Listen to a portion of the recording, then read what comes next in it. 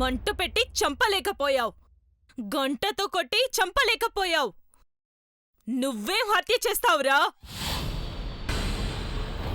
ఆడపిల్ల గొంతు పట్టుకొని 60 సెకండ్ల తర్వాత వదిలితే ప్రాణవాయువు అనంతవాయువులో కలిసిపోతుంది.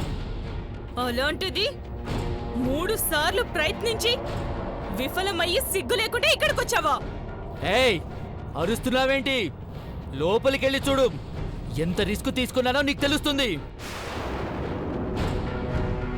నన్ననటం కాదు, అంత చేతనైతే లోపలికెళ్ళి నువ్వే చంపొచ్చు కదా. రే మూర్ఖుడా, అఘోర వేషం వేశావు కానీ నీ తలకాయలో మెదళ్లేదనుకుంటా. నేను మామూలు మనిషినై ఉంటే నీకన్నా ముందు గుళ్ళోకెళ్ళి హారతి ఇచ్చేలోపు అంజలి ప్రాణాలు ఆర్పేసి వచ్చేసేదాన్ని.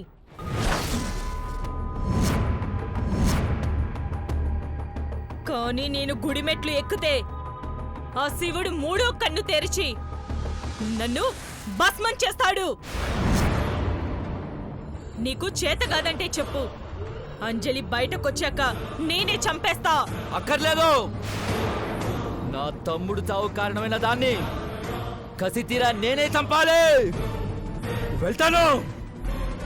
ఈసారి దాన్ని చంపేశాకే బయటికొస్తాను. ఎలా చంపాలని ఆలోచించకు.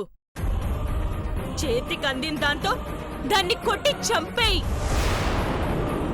కత్తి దొరికిందా పొడిచి పారేయ్. నా పగ ప్రతీకారం అంజలి రక్తంతో తడిచి ముద్దైపోవాలి.